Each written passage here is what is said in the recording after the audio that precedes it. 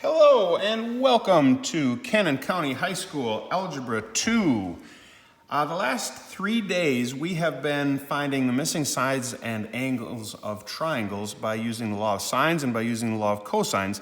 Today we're just going to put all that together and we are going to solve triangles. And the way we're going to do that is, again, use the law of sines and the law of cosines, but instead of finding just one angle or one side, we're going to find all the missing sides and all the missing angles. Very similar to the last problem we did on yesterday's video. Depending on what information you're given, you're just going to use that information to solve for everything that's missing in the triangle.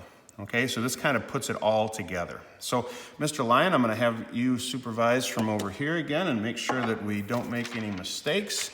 And what we're going to do is we're going to be looking at IXL Y19 for this. Okay? And I'm going to zoom in just a little bit so you can see it a little better there. Hopefully that's good enough to see. Normally we go up to 80 on these IXLs. This time we're going to go up to 90 only because getting from 0 to 80, they don't actually have you solve any triangles until you get above 80. To get from 0 to 80, they just want to know what would you use first. Would you use the law of sines or would you use the law of cosines first on any of these triangles? Now, you know the law of sines is easier than the law of cosines if you've watched the last few videos. And so you always want to use the law of sines first if you can. The way you know which one to use first is dependent on what information is given to you. If you know two or more of the angles of the triangle, then you can probably use the law of sines. If you only know one angle, or no angles, well then you're forced to use the law of cosines. There are exceptions to this, but we're just going to kind of keep this general for right now, and if we run into one of those situations, we'll talk about that then. But let's take a look at this. All they want us to do here is choose, would you use the law of sines first, or would you use the law of cosines first? Well, for this problem, they've given us this angle and this angle. If you know two of the angles of a triangle, you can find the third just by subtracting from 180. And so, yeah, this time we could use the law of sines. And so you just highlight the law of sines. That's it. How about this one? What do we know? Well, we know two of the angles. So if we know two of the angles, we could solve for the third. Remember, to use the law of sines, what you really want is you want to know an angle and the side opposite that angle. And that's what we have here. So yeah, the law of sines will work for this one also. Same thing.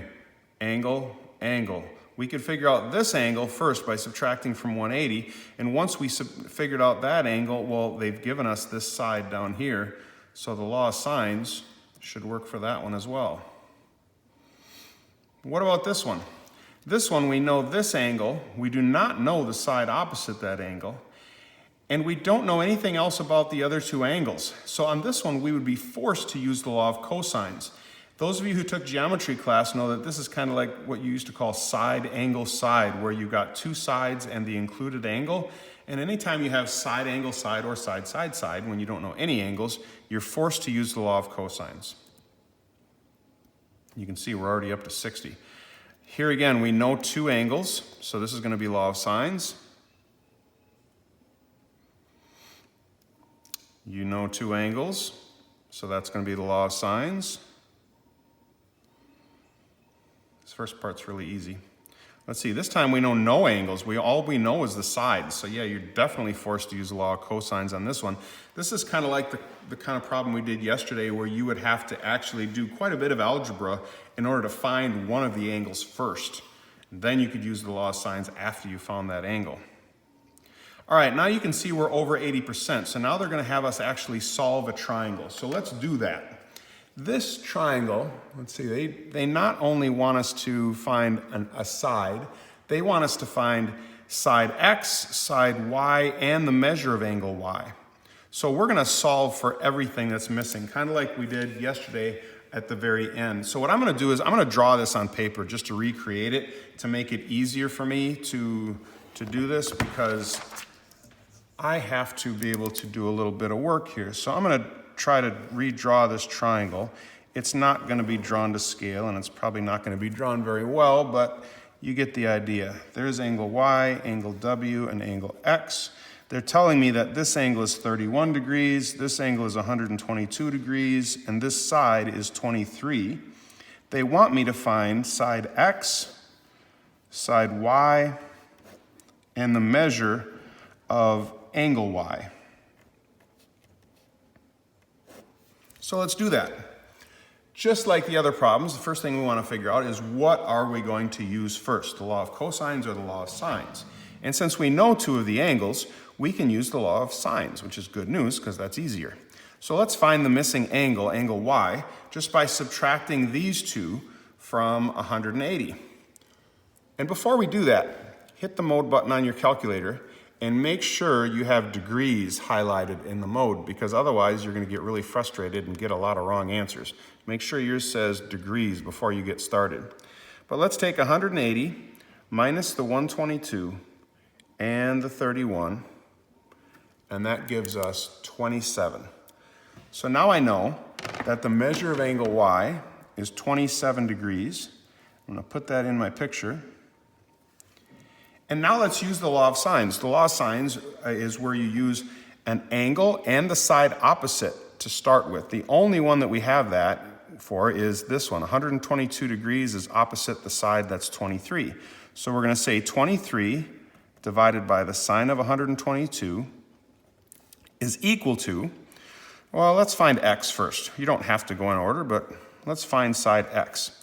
That means that's going to equal x divided by the sine of the angle across our opposite from x, which is 31 degrees. And now you've got a proportion, and you can just cross multiply and divide. So this times this divided by this.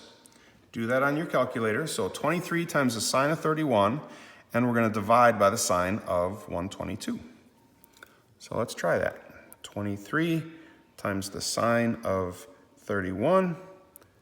Get outside of that parenthesis before you divide by the sine of 122. And we hit enter, and we get 13.96. Now be careful, on the IXL, you know rounding. If you round off incorrectly, they're going to say it's the wrong answer. So this would be 13.96 means we have to round that 9 up. So this would actually be 14.0 if we round it off to the nearest tenth. So for angle, or for side X, we get 14.0. Okay? And let's see here. We now want to find side Y. So let's start it out the same way. We now know that we're going to start out the same way. 23 divided by the sine of 122. Let's just use the same side and angle. And that's going to equal, well, for side Y down here, that would be y divided by the angle across or opposite from y. That'd be the sine of 27 degrees. So just like before, cross multiply and divide. 23 times the sine of 27. 23 times the sine of 27. Divide by the sine of 122.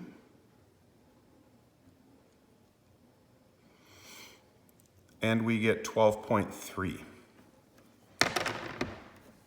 So now I know the three missing parts of the triangle, and now I can bring the computer back in here. Let's type those in and see how we did.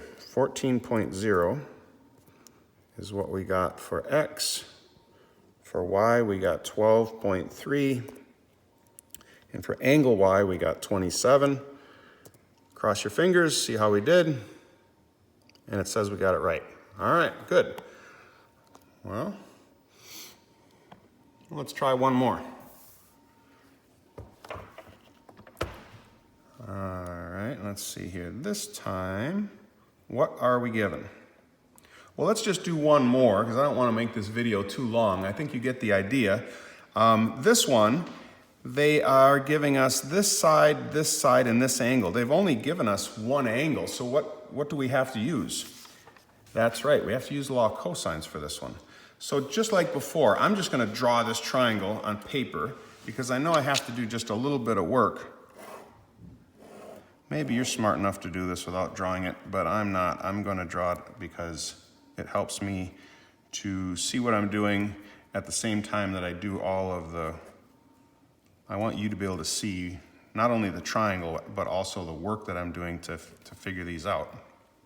All right, they want us to find side x, they want us to find the measure of angle y, and they want us to find the measure of angle z.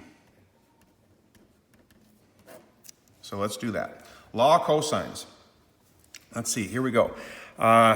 Remember that the side opposite the angle, that goes in the front of the law of cosines and that goes at the back. So, and if you can't remember what the law of cosines is, it looks like, let's see, let me write it off to the side here. There are three parts to it, but if let's say we were using angle A, it would be a squared equals b squared plus c squared minus 2 times b times c times the cosine of angle A. Remember we followed that pattern? Well, there's no A, B's, and C's on this triangle, so just remember side A and angle A are opposite of each other. So in this case, we have angle X and side X that are opposite of each other. So for this one, I would say X squared is equal to B squared plus C squared. That'd be the other two sides, so it's 15 squared plus 10 squared minus 2 times 15 times 10 times the cosine of 56 degrees. Kind of running out of paper there, but you get the idea. Now that's not what x is going to be equal to, that's what x squared is going to be equal to. So whatever we get, we need to take the square root of that. So I'm going to type that into my calculator now. 15 squared plus 10 squared minus 2 times 15 times 10 times the cosine of 56 degrees. So I've got it all on there, and that's going to give me a relatively large number, which again, that's the square of my answer, so I'm going to take the square root of that. Do you remember how to get this inside the square root without having to type it all in? We talked about that yesterday, right? You go second and the square root, and then we want to put the answer in there, and that is the second function of that button right there. So you hit second and this button, and it puts ANS into the calculation. So I want to take the square root of the answer, and I get 12.53, which we would round off to 12.5. So that means that side x is going to be 12.5. Now keep in mind, this 12.5 is rounded off. That's the correct answer on the IXL. But if I use that number to help me calculate these angles, the error that we have used to round off that to 12.5 is going to totally mess up these angles. So that 12.5, I'm going to actually write it out here. It's actually 12.539622. That's probably good enough. But I'm going to use this number in my calculations because now that I know this side, I can use the law of sines. So 15 divided by the sine of y. Let's say we're going to find y first. So 15 divided by the sine of y would equal this 12.539622 divided by the sine of 56. So I don't want to round that off very much until I get to the very end, okay? Otherwise that error is going to, when you take something that has a little bit of error and multiply it by something, you multiply the error. And you know that IXL is not very lenient on getting things wrong, even to the nearest tenth. So let's cross multiply and divide again. This times this and divide by that big number. Now after I do that, remember, I'm not going to know angle y yet. I'm only going to know the sine of angle y. And so then I'll have to use the inverse sine to actually calculate what angle y is equal to. So let's do that. 15 times the sine of 56, and we're going to divide that by 12.539622. I could have just used second answer again, I guess. That would have probably been easier. But that gives me this number, 0.9917. And that is not the angle. That is the sine of y. So I'm going to take the inverse sine of this, just like we did a couple days ago, to figure out angle y. So let's take the inverse sine, so second sine of the answer, and that gives me, 82.6. So 82.6 degrees is our answer for angle y. 82.6. 82.6, I'm gonna put that in here, 82.6. We're almost done. You can see why starting out with the law of cosines is so much work. Now that I know these two angles, I can find angle z just by subtracting from 180. 180 minus 56 minus 82.6, and I get 41.4. Let's type those in and see if IXL likes the fact that we didn't round off any of our answers. We got 12.5 for x. For angle y, we got 82.6. And for angle z, oops, you can't see that, can you? There we go, I'm typing it in right there. And then for angle z, we got 41.4. There we go. Cross your fingers. And it says excellent. That means we got it right. All right, so you can see rounding is a big deal. But again, this is y.19. So go to y at the very least, just do up to 80 so you can see which ones you would have used the law of sines and which ones you would have used the law of cosines. And then try to solve a triangle or two. It's something that you're definitely going to use in whatever class you take next year. No doubt about it, because you'll be doing more trigonometry next year. So, as always, thanks for watching, and we will talk to you tomorrow. Bye.